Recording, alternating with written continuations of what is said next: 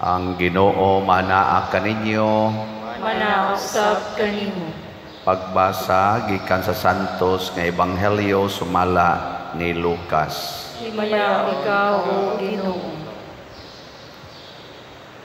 Si Jesus mingon sa iyang mga tinun-an, timan kini, kung nahibalo pa ang tagbalay kanus amo abot ang kawatan, dili gayud siya mutugot nga lungkabon sa kawatan ang iyang balay.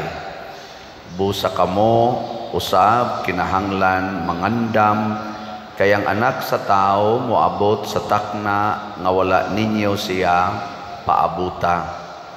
Unya miingon si Pedro, Ginoo, nagsugilon ka ba niining sambingaya alang kanamo lamang o gitumong mo ba kini alang sa tanan?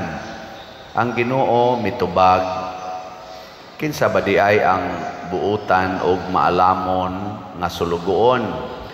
Siya ang tugyanan sa iyang agalon pagdumala sa panimalay ug paghatag sa ubang mga sulugoon sa ilang pahat sa kalanon sa husto nga panahon. Bulahan kadtong sulugoon nga makaplagan sa iyang agalon nga nagtuman niini sa pag-uli niya. Sultihan ko kamo, ang agalon maghimo ni atong maong sulugoon nga tinugyanan sa tanan niyang katigayunan. Apan kon kadtong maong sulugoon moingon sa iyang kaugalingon, dugay pa moabot ang akong agalon, ug unya musugod siya pagpamunal sa kauban niyang mga sulugoon nga lalaki ug babay, ug magpalabig kaon ug inom ug maghubog-hubog, ug unya mahibalik ang agalon.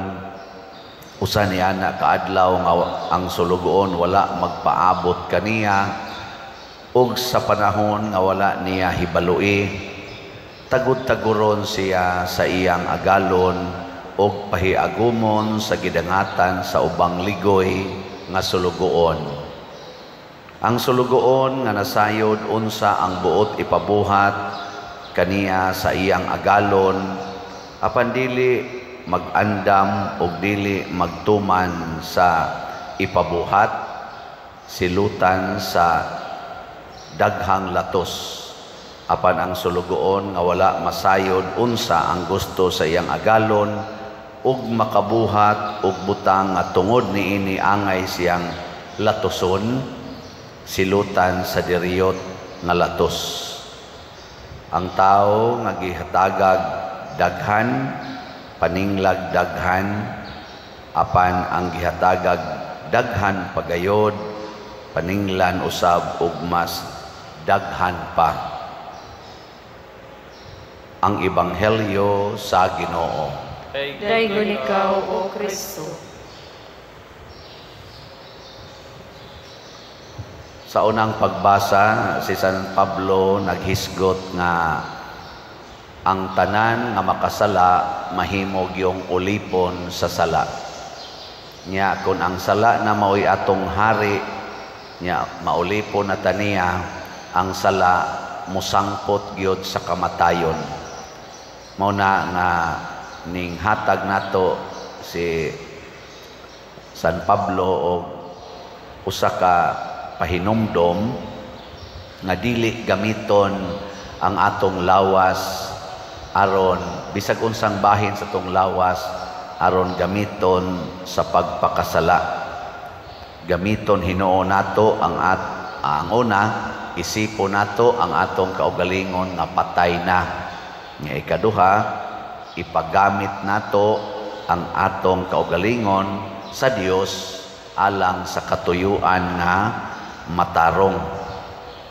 Musta maron imong lawas kinsa may nagamit ana? Ang imong kamot, ang imong mata, ang imong bakba pananglitan, unsa may imong gigamitan, buhat nga matarong o buhat nga dautan. Ana, kamong mga bata, kanang inyong mga tudlo o mga mata, unsa gigamitan, mangadji sa rosaryo, manglaba, manghugas, o sige lang tulpok anang cellphone. Sige lang TikTok. Kanang imong lawas usa ka babae, gwapa-gwapa mangyud ka, nindot man kag lawas. Unsa may imong gigamitan ana aron pag-attract sa laway nga hunahuna mo na mag short na ka, mag say tawagan ng inyo rong isulob nga mura na lang og bra dire, mura na lang mo gatube. Nindot ra ba sa tanawon usahay niya mabuang sang pare. Niya unsa man na mao ka na ang paggamit sa lawas, kanang pagpakita ng inyong hapit na mga kita na diring mga kigul, angkas anang motor nga igwad pagyud kaayo. Maugta na magkatawalan ko kay mga media sakyanan magdagan nga mokalit og overtake ang motor nga naay nag-angkas nga igwad kay tanan, galong slip diri kay init. Unya ang diri aring ubos wa gyud tabuni. Hapit na lang yun makita tanan. Sus, maputol in taon ang atong pangadji. Nga, unsa man ang pagkagamita. Ang mahal nga Birhen Maria, gigamit niya ang iyang lawas sa pagluwas sa kalibutan. Muna nga nisod niya ang Ginoo, gipasod ang Ginoo.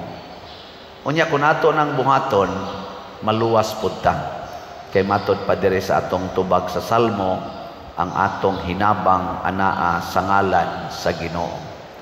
Ang ngalan sa Ginoo mao'y atong pasudlon, dili ang atong ngalan atong i-promote. Ang ato karong mga politisyan sa barangay elections og iske, kulba na ron ilang lawas kay yay daog ba ko ani, pildi ba ko ani, ay kabalaka ng pildig daog, di na mo'y isyo.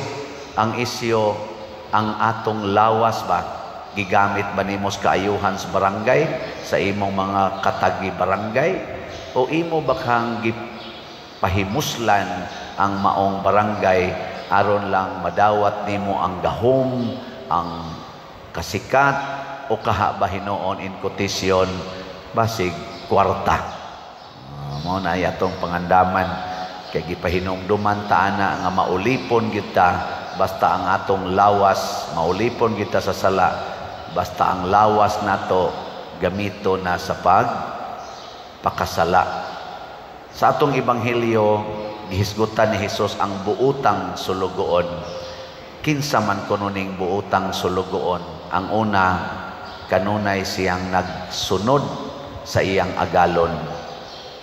Kita sulugoon sa Ginoo. Kining tanan natong gibuhat, ako pare, gisugo ko pagmisa, gisugo ko pagtudlo ninyo, gisugo ko pagpa-develop aning atong simbahan dinhis parokya o sa archdiocese mo nang sige tagbaligya dinhig mga slots, thanks be to God kay daghan sang namalit. Wala ba mo malipay kay wasad mo kapalit. Unya ang atong mga kaigsuonan nga naas gobyerno gisugo sana pag-manage sa atong gobyerno nga ang mga balaod nga makapahatag sa atong katilingban og hapsay, husay, luwas ug naay hustisya ug kaangayan ipatuman gid na siya. Tanang balik-balik yo ko dinig sulti anang mo parking sa karsada nya naa sa tay mga kahoy nga dagkong kahoy nga ni-expand ang karsada, nasud na sa karsada. Wa sad putla kay kuno na ay balaod nga madaot ang ecology, tinuod man sad na, pero mas dako tingali kadaot kung di putlon kay ang mga motorista masabod naman diha kay nisud naman as karsada unya highway pagyod nya karon ni ay dinhi ato lugar nato giparkingan pagyod, magtalikod pa ang magparking, gibutangan pagyod mga dekorasyon nga mga tanom, mga ornamental plants. Naku naunsa naman karsada himoong extension sa atong tugkaran, di ba? No nagigamit na nato ba ang atong lawas sa pagpahimos dili sa pagpangalagad. Mo na diri ingon si Kristong maabutan kay mos Ginoo kay mga matay magitang tanan no. Gilingi anay mong tupad ding na mamatay ra gyud ka. Hasta sad ako mamatay sad ana.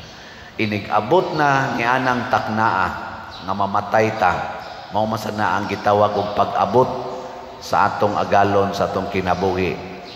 Matod pa diri, tagod-taguron mo sa inyong agalon.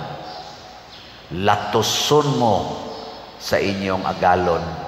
Kay nasayod mo unsay angay buhaton, nya wa ninyo buhata, tagod-taguron og latuson.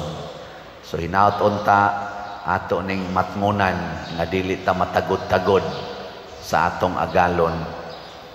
Masayod unta ta nga paninglan kita, doon nagigitawag og accounting ngadto sa atong Ginoo sa atong mga binuhatan. Sige, katapusan ninyong lingi anang imong tupad karon ingna siya gusto kang tagod-taguron. Yung isang dili ingna kinahanglan na kita manghatag sa atong mga bahandi ngadto sa uban, iapod-apod ko no. Matod pa diri, tugyanan siya pag-apod-apod sa mga pagkaon sa iyang agalon ngadto sa iyang isig kasulugoon. Pagkanindota mahunong gidunta ning gubat kun dili mag-inilugay ang Russia ug ang Ukraine, ang sana Hamas o ang Israel ug uban pang mga nasod. Kung di na lang kita mag-inilugay, maghinatagay lang kita, mahunong gidunta ning kamatay sa gubat. Kanus apakaha sugda nato karon, pamalit mo padayon og slots. Di ba? Sige, manindog na ta.